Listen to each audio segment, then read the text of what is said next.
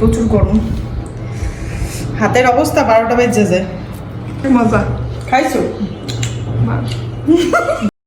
নাড়ু বানাই চাল ভাজা দিয়ে।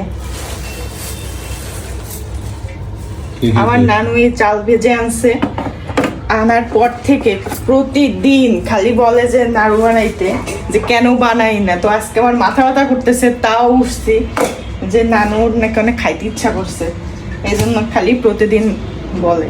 তো ভাবলাম আজকে বানাই ফেলে। আগে নানুকে দেখতাম কি এগুলো বাটাই তো, আর এখন তো জাস্ট ব্লেন্ডারে দেই আর ব্লেন্ড করলেই হয়ে যায়। এইভাবেই সবগুলো এখন গুঁড়ি করে নেব। এই যে চালের গুঁড়া হয়ে গেছে, মানে চাল ভাজার গুঁড়া। এখন হচ্ছে এখানে এই গুড় দিছে, আর এইটা কিন্তু হচ্ছে গোলের গুড়।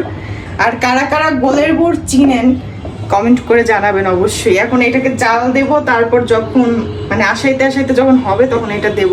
তারপর নারিকেল আছে, নারিকেল দেবো, দেখাচ্ছি সবকিছুই। গুড়টা হয়েছে কিনা এই যে চেক করি, দেখেন এরকম করে এরকমই এই যে স্টিকি হয়ে গেছে।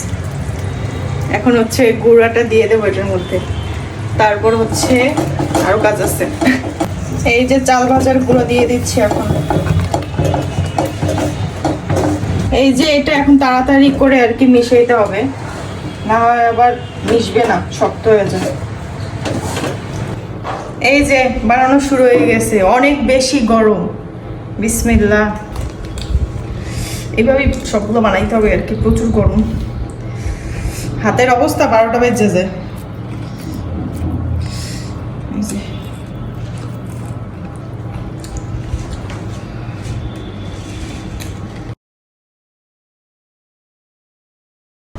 আসলে নাড়ু খাইতে তো অনেক বেশি মজা, কিন্তু বানাইতে অনেক কষ্ট। এই গরম জিনিসটার হাত দিয়ে ধরতে হয়, বানাইতে হয় এরকম।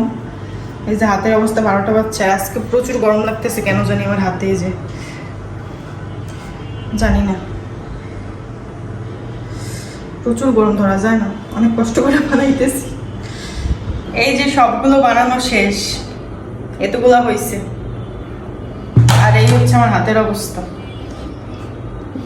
একা বানাই নেই, হেল্প করছে নানু অনেকগুলো বানাইতে, কিন্তু যেগুলো লুক অনেক সুন্দর, ধরেন এই যে এটা দেখতে কত সুন্দর, এগুলো আমি বানাইছি।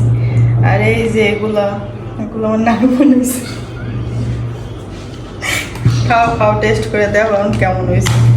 আমি একটা খাই, এটা প্রথম লাড়ু, এটা আমি খাবো। বিসমিল্লাহ। অনেক মজা হয়েছে, খাও। অনেক মজা। খাইছো? সবাই নিয়ে আল্লাহ হাফেজ।